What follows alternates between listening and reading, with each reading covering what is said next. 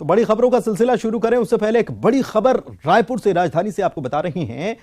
कोरर में हादसा हुआ है और 8वें बच्चे की भी मौत हो गई है। आपको बता दें कि 8 बच्चों से भरा हुआ ऑटो जिसे ट्रक ने टक्कर मार दी थी, 7 बच्चों ने दम तोड़ दिया था। उसी दिन जिस दिन दुर्घटना हुई थी 5 ने मौके पर दम तोड़ा, अस्पताल में 2 ने दम तोड़ा।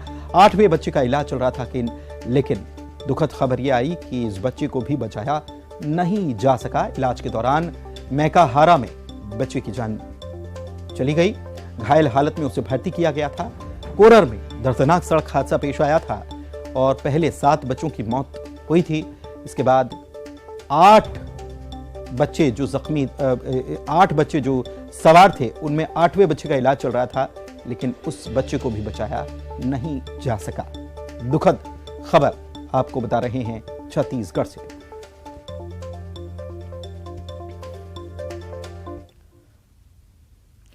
मध्य प्रदेश का इस्लाम नगर जगदीशपुर हो चुका है। नाम बदले जाने के बाद मुख्यमंत्री शिवराज सिंह चौहान जगदीशपुर पहुंचेंगे। यहां पर कई विकास कार्यों का लोकार्पण और शिलान्यास करेंगे। गांव का नाम बदले जाने के बाद मुख्यमंत्री का यह पहला दौरा है। अब यह दौरा क्या सियासत साधने की भी कवायद है? नाम बदल गए, अब वहां के लोग क्या चाहते हैं, समझिए संवाददाता शैलेंद्र भदौरिया से। मध्य प्रदेश के मुख्यमंत्री शिवराज सिंह चौहान आज एक खास जगह जाने वाले हैं। खास जगह है जगदीशपुर। जी हां, जगदीशपुर इसलिए खास है, कुछ दिन पहले तक वह इस्लाम नगर के नाम से जाना जाता था, लेकिन वहां के स्थानीय लोगों की मांग के बाद, केंद्र सरकार की मंजूरी के बाद अब इस गांव का नाम इस्लाम नगर से बदलकर जगदीशपुर कर दिया गया है। आज शाम लगभग 4 बजे मध्य प्रदेश के मुख्यमंत्री शिवराज सिंह चौहान उस गांव में पहुंचेंगे। लगभग 29 करोड़ रुपए की लागत से होने वाले विकास कार्यों की सौगात जो है वो वहां के लोगों को देंगे। बताया जाता है कि मुगल आक्रांताओं के आने के बाद इस गांव का नाम जगदीशपुर से बदलकर इस्लाम नगर कर दिया था। लंबे समय से यहां के लोग उस गांव का नाम बदले जाने की मांग कर रहे थे, जिसको मध्य प्रदेश सरकार ने माना और अब उसका नाम इस्लाम नगर से बदलकर जो है जगदीशपुर कर दिया है। हालांकि कांग्रेस के लोग जो है वो उसको लेकर तमाम तरह के सवाल खड़े कर रहे हैं कि केवल नाम बदलने से क्या होता है, गांव को विकास चाहिए। लेकिन जिस तरीके से आज मध्य प्रदेश के मुख्यमंत्री शिवराज सिंह चौहान पहुंचकर उस गांव को पहुंचकर एक बड़ी सौगात दे रहे हैं, तो निश्चित तौर पर ये माना जाए कि नाम नहीं बदला है, बल्कि विकास की एक नई गाथा भी उस गांव में लिखी जा रही है। और न केवल इस्लाम नगर के बाद अब मध्य प्रदेश के या कहे राजधानी भोपाल के कई ऐसे इलाके हैं जिनके नाम बदलने को लेकर अब सियासत शुरू हो गई है।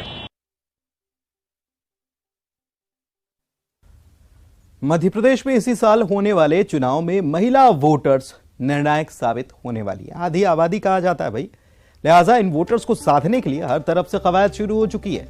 आज भोपाल में प्रदेश बीजेपी महिला मोर्चा की बैठक होने जा रही है। संवाददाता रंजना दुबे ये समझा रही हैं कि कितना असरदार होने वाला है महिलाओं का इस चुनाव में साझेदारी, हिस्सेदारी, उनका वोट और उनके वोट का कितना प्रभाव होगा।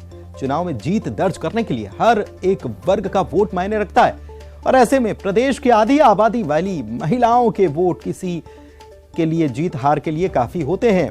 प्रदेश की महिला बीजेपी मोर्चा इन्हीं वोटर्स को साधने के प्रयास में जुट गई है। भोपाल में प्रदेश बीजेपी महिला मोर्चा की बैठक है। इसमें सरकार की लाडली बहना योजना का प्रचार प्रसार कर महिला वोटर्स को साधने की बात होगी।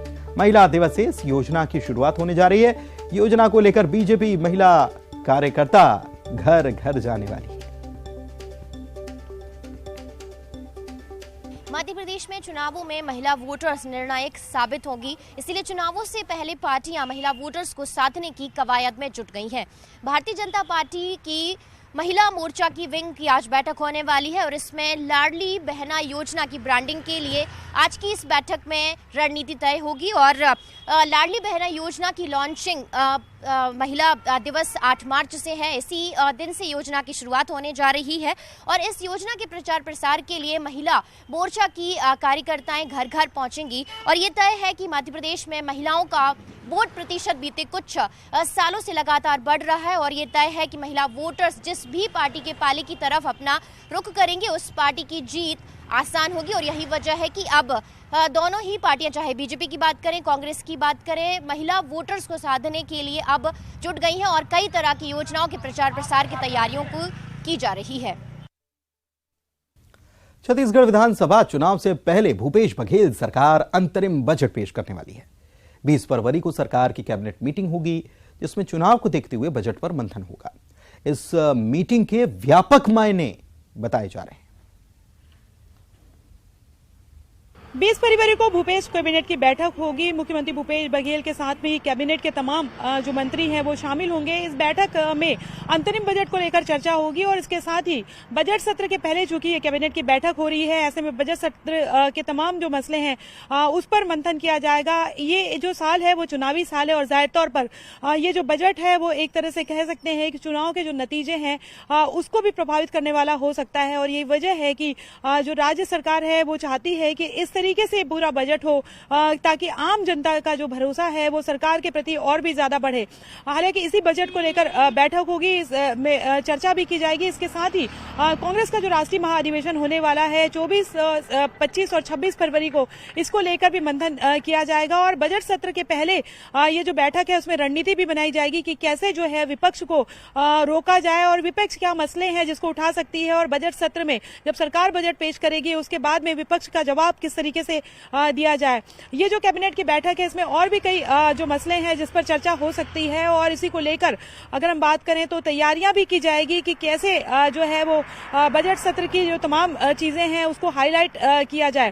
कांग्रेस के राष्ट्रीय महाधिवेशन को लेकर भी चर्चा की जाएगी। तमाम तैयारियों को लेकर लगातार बैठक तो हो ही रही है, लेकिन बैठकों के साथ ही रणनीति किस तरह से होनी चाहिए और तैयारियां किसके हिस्से कौन सी जिम्मेदारी है, इस पर भी जो कैबिनेट की बैठक होगी इस पर चर्चा की जाएगी।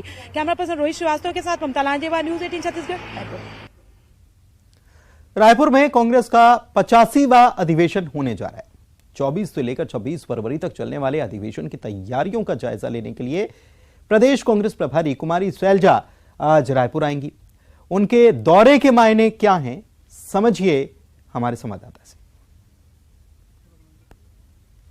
कांग्रेस के राष्ट्रीय महाधिवेशन को लेकर छत्तीसगढ़ में तैयारियां जमकर है। राजीव भवन में लगातार बैठकें हो रही हैं। कुमारी शैलजा जो है वो बार बार दौरे पर आ रही हैं। 24, 25 और 26 फरवरी को कांग्रेस का राष्ट्रीय महाधिवेशन होगा। छत्तीसगढ़ के लिए ये बड़ी बात भी है क्योंकि पहली बार छत्तीसगढ़ में ये राष्ट्रीय महाधिवेशन हो रहा है। कांग्रेस के तमाम बड़े दिग्गज इस राष्ट्रीय महाधिवेशन में शामिल होंगे और इसी को लेकर जमकर तैयारियां की जा रही है। छत्तीसगढ़ के लिए काफी महत्वपूर्ण माना जा रहा है ये राष्ट्रीय महाधिवेशन, क्योंकि इसमें जहां पर मिशन 2023 को लेकर रणनीति बनेगी, वहीं मिशन 2024 को लेकर भी रणनीति बनाई जाएगी। कांग्रेस की स्ट्रेटेजी क्या होगी, संगठन लेवल पर क्या चीजें और तैयार करने की जरूरत है, उदयपुर में जो चिंतन शिविर हुआ था उसके इम्प्लीमेंटेशन क्या हुए और आगे क्या चीजें हो सकती है, किन मुद्दों को लेकर कांग्रेस 2023 में चुनाव में जा सकती है, 2024 को लेकर क्या मुद्दे हो सकते हैं, केंद्र सरकार की ऐसी क्या चीजें हैं जो फेलियर के तौर पे लगती हैं और उसको कांग्रेस जो है वो एक बड़ा मुद्दा बना सकती है, क्या ऐसी रणनीतियां हैं जिस पर कांग्रेस को मजबूत होने की जरूरत है, कांग्रेस में संगठन स्तर पर क्या मजबूती की जा सकती है। तमाम ऐसे मसले हैं जहां पर जिसे लेकर मंथन होगा। छत्तीसगढ़ के में अगर हम बात करें तो तमाम जो कार्यकर्ता है और इसके साथ ही अगर हम बात करें तो विधायक, सांसद और तमाम जो पदाधिकारी है उनको तैयारियां दुरुस्त करने के लिए कहा जा रहा है और बैठकों में लगातार इस बात को भी लेकर चर्चा हो रही है कि जो तमाम जो मेहमान आएंगे बाहर से उनके स्वागत किस तरह से किया जाए। करीबन 100 जो अगर बात करें तो लगातार जो है वो समितियों की बैठक हो रही है। पिछले दिनों कुमारी शैलजा ने विधायकों से 1-to-1 भी किया था और इस तैयारी को लेकर भी बातचीत की थी। इसके साथ ही राजीव भवन में स्वागत समिति की बैठक के साथ में अलग अलग जो संगठन के पदाधिकारी हैं उनसे उसी लगातार बैठक हो रही है। मुख्यमंत्री भूपेश बघेल का भी कद बढ़ा है और जाहिर तौर पर कांग्रेस जो है वो ये चाहती है, छत्तीसगढ़ कांग्रेस जो है ये चाहती है कि ये कार्यक्रम इस तरह से सफल हो कि आने वाले समय तक उसका नाम लिया जा सके। कैमरा पर्सन रोहित श्रीवास्तव के साथ ममता लांजेवा, न्यूज 18 छत्तीसगढ़, रायपुर। छत्तीसगढ़ में नक्सलियों के द्वारा नेताओं को टारगेट किए जाने के बाद नेताओं में खौफ है। पहले बीजापुर में बीजेपी नेता नीलकंठ ककेम की हत्या कर दी गई, फिर नारायणपुर में बीजेपी के ही नेता सागर साहू को मौत के घाट उतार दिया गया। दहशत का आलम यह है कि नेताओं ने अब पार्टी छोड़नी शुरू कर दी है। समझा रहे हैं हमारे संवाददाता भरत दुर्गम। भोपालपट्टनम क्षेत्र के युवा मोर्चा के मंडल अध्यक्ष गिरिजा शंकर तांबड़ी ने कल भाजपा से इस्तीफा दे दिया है। तमाम वो जो पद पर रहे थे उन तमाम पदों से वो इस्तीफा दे दी है। भाजपा के किसी भी संगठन पर रहने से उन्होंने मना कर दिया है, क्योंकि जिस तरीके से कुछ दिन पहले भाजपा को लेके जिले में भी माहौल देखने को मिल रहा था, एक बुरा माहौल देखने को मिल रहा था, क्योंकि कुछ दिन पहले उसरू ब्लॉक में जो मंडल अध्यक्ष है नीलकंठ कक्केम की नक्सलियों ने निर्मम तरीके से हत्या कर दी गई थी। उसके कुछ चंद दिनों बाद दंतेवाड़ा में एक सरपंच की जो है पूर्व सरपंच उनकी हत्या कर दी गई थी। उसके बाद नारायणपुर से एक घटना सामने आई थी कि जिसमें भाजपा नेता की नक्सलियों ने हत्या कर दी गई थी। लगातार जिस तरीके से भाजपा के प्रति जो नक्सलियों द्वारा जो टारगेट की जा रही है, ये कहीं ना कहीं प्रश्न का विषय लगातार बना हुआ था और इसको लेकर लोकसभा में अरुण जो साहू है जो भाजपा के नेता है उन्होंने भी सवाल उठाया था। उसके पश्चात कल जो है युवा मोर्चा के मंडल अध्यक्ष भोपालपट्टनम क्षेत्र के बेहद ही युवा चेहरा है और एक सक्रियता वो उस क्षेत्र पर मानी जाती है उनकी, गिरिजा शंकर तांबड़ी, उन्होंने भाजपा से इस्तीफा दे दिया है। भाजपा में किसी भी पद पर रहने से इनकार कर दिए गए हैं। अगर कारण की बात की जाए तो व्यक्तिगत कारण बताया जा रहा है, लेकिन जिस तरीके से हम कंटिन्यू देख रहे हैं, चंद दिनों से हम देख रहे हैं कि भाजपा के प्रति जिस तरीके से माहौल जमीनी स्तर पर देखा जा रहा है, नक्सलियों के द्वारा जिस तरीके से टारगेट करके निर्मम तरीके से हत्या नेताओं की हो रही है, उसको लेकर डर का माहौल तो लगातार क्षेत्रों में बना हुआ है, जिसको लेकर कार्यकर्ता में उस तरीके से उत्साह, उस तरीके से जो एनर्जेटिक होनी चाहिए तो वो कहीं ना कहीं अब नहीं दिखते हुए नजर आ रही है। यही वजह है कि इससे जोड़कर भी उस पहलू को देखा जा रहा है। अब जिस तरीके से आगामी विधानसभा चुनाव है, चुनाव से पहले जिस तरीके से इस्तीफा देना तो भाजपा को कहीं ना कहीं जो कड़ी जो चुनौती है वो पड़ सकता है और इसका क्षति भाजपा को मिल सकती है, क्योंकि लगातार हम देख रहे हैं कि अन्य जिलों की अगर बात की जाए तो कोई एक ही जगह की घटना नहीं है और कई जगहों पर भी जिस तरीके से नक्सलियों ने जो घटना को अंजाम दिया है नेताओं के प्रति वो कहीं ना कहीं एक निंदनीय है। जिस तरीके से अभी हालात और परिस्थिति भाजपा के प्रति बहुत विपरीत नजर आ रही है। भरत दुर्गम, न्यूज़ 18 छत्तीसगढ़ के लिए बीजापुर। राजगढ़ के उदनखेड़ी में बदमाशों ने बड़ी लूट की वारदात को बीती रात अंजाम दे दिया। तकरीबन 27 लाख रुपए की जेवरात और 15 लाख रुपए की नकदी पर लुटेरों ने हाथ साफ कर दिया। अब सवाल यह है कि क्या पुलिस का इकबाल खत्म हो रहा है? वारदात के बाद लुटेरों का पीछा करते पुलिस के हाथ कहां तक पहुंचे, जानकारी दे रहे हैं शैलेंद्र।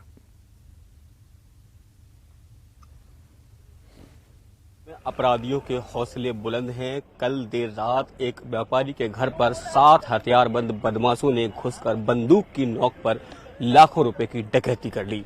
बताया जा रहा है कि ये जो फरियादी है वो गल्ला खरीदने का काम करता है, इसके अलावा ज्वेलरी शॉप भी चलाता है और उसके घर से लगभग 15 लाख रुपए का कैश और लाखों रुपए के गहने जो है वो बदमाश लेकर चले गए हैं। पुलिस के हाथ अभी तक इस मामले में पूरी तरीके से खाली है। हालांकि आसपास लगे सीसीटीवी को खंगालने का काम पुलिस कर रही है, लेकिन अब तक उन्हें किसी तरह की कोई सफलता हाथ नहीं लगी है। पुलिस का दावा है कि जल्द ही इस मामले को सुलझा लिया जाएगा। बताया ये भी जा रहा है कि इस पूरे मामले में कोई अपना ही है जो इस पूरे खेल का मास्टरमाइंड है। 14 फरवरी को लेकर अब समाज में मतभेद भी हैं। जहां लोग इसे वैलेंटाइन डे के रूप में सेलिब्रेट कर रहे हैं, तो वहीं अपील की गई कि इस दिन को काऊ हग डे के रूप में मनाया जाए। इस अपील का कितना असर हुआ, विस्तार से समझिए संवाददाता प्रतीक अवस्थी से।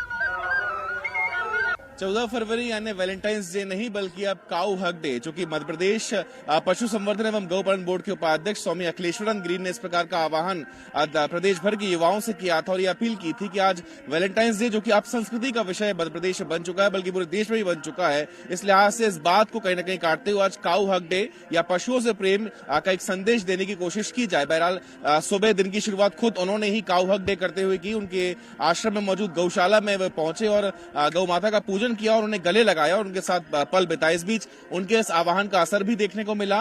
शहर में तमाम अलग अलग संगठनों द्वारा गौ ग्रास खिलाकर गाय की सेवा की गई और संदेश दिया गया कि वैलेंटाइंस डे जो कि प्रेम की बात कहता है, जो प्रेम सिखाता है, इसलिए प्रेम सिर्फ मनुष्यों में ना हो बल्कि पशुओं से हो और जो सामाजिक रूप से भी एक अच्छा संदेश दे और जो कहीं से भी अपसंस्कृति का विषय ना हो, इस प्रकार का आह्वान करते हुए सभी लोगों ने गाय की सेवा भी की है। तो बेशक 14 फरवरी जो अब तक वैलेंटाइंस डे के नाम से पूरे विश्व में मशहूर है, उसे कहीं ना कहीं बदलने की कोशिश की गई है कि काऊ हग डे मनाते हुए, मानवता का संदेश देते हुए, बेजुबान जानवरों को की सेवा का संदेश देते हुए इस दिन को हर कोई मनाए। और यही अपील लोगों से की है कि युवा भी अधिक से अधिक संख्या में इस सेवा से जुड़ सके और अगले साल इसे और भव्य रूप में मनाया जाए, इसकी अपील यहां पर की गई है। कहते हैं कि प्रेमी वैलेंटाइन वीक और वैलेंटाइन डे का पूरे साल इंतजार करते हैं। आज 14 फरवरी है, प्यार परवान चढ़ रहा है। छत्तीसगढ़ के भिलाई में इसके लिए सुरक्षा के व्यापक इंतजाम किए गए। संवाददाता मितेश ठाकुर बता रहे हैं शहर का माहौल क्या है। प्रेमियों के प्रेम के इजहार का दिन यानी वैलेंटाइन डे को लेकर दुर्ग जिला प्रशासन पूरी तरह से तैयार है।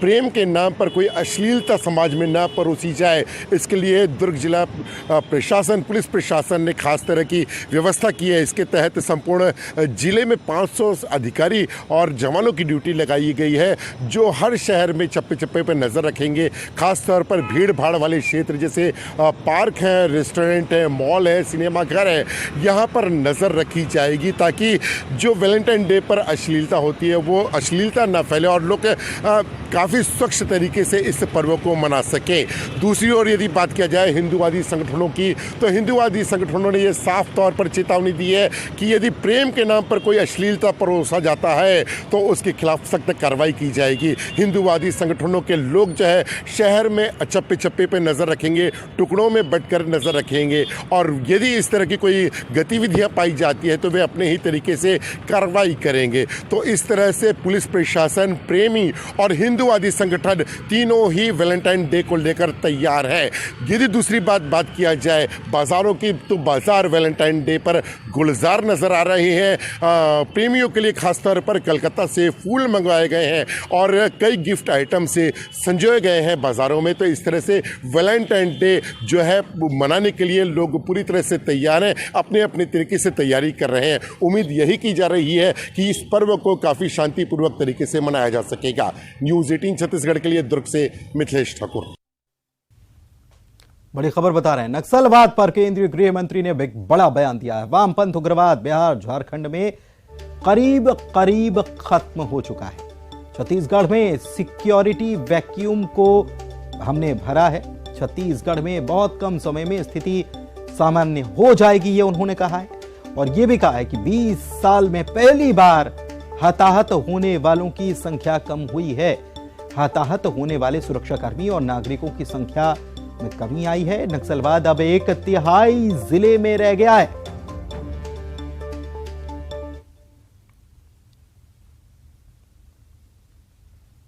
वामपंथी उग्रवाद बिहार और झारखंड लगभग समाप्ति हो चुकी है। छत्तीसगढ़ में भी हमने सिक्योरिटी वैक्यूम को भरा है। मुझे भरोसा है कि बहुत कम समय के अंदर भी ही वहां पर हमें सामान्य स्थिति बनाने में, बहाल करने में फायदा होगा। 20 साल के बाद पहली बार हताहत होने वाले नागरिक और सुरक्षा कर्मियों का योग 100 के नीचे आया है 20 साल के बाद, और 1/3 जिले रह गए। बहुत बड़ी उपलब्धि है। सीहोर से बड़ी खबर बता रहे हैं, जहां पर नसरुल्लागंज से नर्मदापुरम जा रही यात्री बस पलट गई है। होलीपुरा गांव के पास ये बस पलटी है और इसमें 35 यात्री जख्मी होने बताए गए हैं। शुरुआती इलाज के बाद इन सबको बुधनी भेजा गया है। बुधनी के सिविल अस्पताल में सभी को भर्ती करा दिया गया। मौके की तस्वीरें भी आपको दिखा रहे हैं कि ये बस पलट गई। 35 यात्री इसमें जख्मी हुए हैं। ये बता दें आपको कि ये यात्री बस जो है नसरुल्लागंज से नर्मदापुरम जा रही थी और इसी दौरान रास्ते में यात्री बस दुर्घटना का शिकार हुई, पलट गई। होलीपुरा गांव के पास ये बस पलटी थी। तुरंत ग्रामीण मौके पर पहुंचे, मदद मुहैया कराई गई। 35 यात्री घायल हैं। शुरुआती इलाज के बाद बुधनी के सिविल अस्पताल में भर्ती करा दिया गया है। और रायसेन से खबर आपको बता रहे हैं, जहां पर तेज रफ्तार कार ने टक्कर मार दी। 2 पुलिसकर्मियों को टक्कर मारी है, जिसकी वजह से एक पुलिसकर्मी की इलाज के दौरान मौत हो गई है और एक पुलिसकर्मी जख्मी है, इलाज चल रहा है। कार सवार लोग शराब के नशे में थे, यह बताया जा रहा है और कार सवार को पुलिस ने पकड़ लिया है। पुलिस ने मामला भी दर्ज कर लिया है। 2 पुलिसकर्मियों को टक्कर मारी और देखिए उसके बाद मौके की तस्वीरें भी, कितना भीषण यह हादसा है। उधर दुर्ग से बड़ी खबर आई, भिलाई इस्पात संयंत्र में बड़ा हादसा हुआ है। कपलिंग मशीन में मजदूर का पैर फंस गया और मजदूर को निकालने की कोशिश लगातार की जा रही है। 50 से अधिक कर्मचारी मौके पर मौजूद हैं। सूचना पर प्लांट के बड़े अधिकारी भी पहुंच चुके हैं। मजदूर विनय मौर्य मेंटेनेंस के काम कर रहे थे और काम के दौरान मोटर कपलिंग में उनका पैर फंसा हुआ है और इस पैर को निकालने की कोशिश लगातार की जा रही है। एक बड़ा हादसा यहां पर पेश आया। दुर्ग से बड़ी खबर आपको बता रहे हैं, जहां पर एक मजदूर का पैर फंसा हुआ है। विनय मौर्य इनका नाम है, मेंटेनेंस का काम कर रहे थे और इसी दौरान उनका पैर फंस गया। काम के दौरान मोटर कपलिंग में पैर फंसा हुआ। 50 से ज्यादा कर्मचारी यहां पर मौजूद हैं। भिलाई स्टील प्लांट से यह खबर आपको बता रहे हैं। अब देखते हैं सिटी टॉप 10। इंदौर में G20 के एग्रीकल्चर वर्किंग ग्रुप की बैठक का दूसरा दिन। कृषि पर डेलीगेट्स का मंथन। केंद्रीय मंत्री ज्योतिरादित्य सिंधिया हुए शामिल। मांडू भी जाएंगे प्रतिनिधि। उज्जैन में महाशिवरात्रि पर रिकॉर्ड बनाने की तैयारी। शिव ज्योति अर्पणम में जलाए जाएंगे 21 लाख दीप। 20,000 वॉलंटियर्स आयोजन के लिए करेंगे काम। कुनो नेशनल पार्क में बढ़ेगा चीते का कुनबा। दक्षिण अफ्रीका से लाए जाएंगे 12 चीते। 18 फरवरी को ट्राइड एंड टेस्टेड रूट से लाने की तैयारी।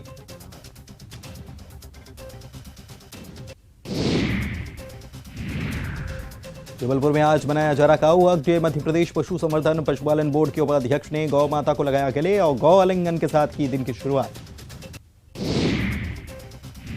ग्वालियर में वैलेंटाइन डे पर नवविवाहित जोड़ों का अलग अंदाज। गौशाला पहुंचकर कर रहे गौ माता की पूजा। गौ माता को कराया पकवानों का भोज। बिलासपुर में अतिक्रमण के खिलाफ चला अभियान। तेलीपारा से पुराना बस स्टैंड तक हटाया गया अवैध कब्जा। सड़क पर सामान बेचने वालों पर एक्शन। बस्तर में नेताओं की बढ़ेगी सुरक्षा। पीएचक्यू ने संभाग के पुलिस अधिकारियों को जारी किए निर्देश। कैटेगरी वाइज नेताओं को वाई और जेड श्रेणी की दी जाएगी सुरक्षा। वैलेंटाइन डे को लेकर दुर्ग में सुरक्षा व्यवस्था सख्त। हिंदुवादी संगठनों ने भी कस रखी कमर। 500 से अधिक पुलिस जवान चौक चौराहों में तैनात। रायपुर में मिला नवजात का शव। हिंद स्पोर्टिंग मैदान के पास शव मिलने से सनसनी। आसपास के लोगों से हो रही पूछताछ। जशपुर के स्वरी टोला गांव में हाथियों का उत्पात। हाथियों ने घर तोड़े अनाज किया चट। बाड़ी में लगी सब्जियों को भी रौंदा। वन विभाग कर रहा नुकसान काफी। और इसी के साथ आज के इस बुलेटिन में इतना ही। नमस्कार।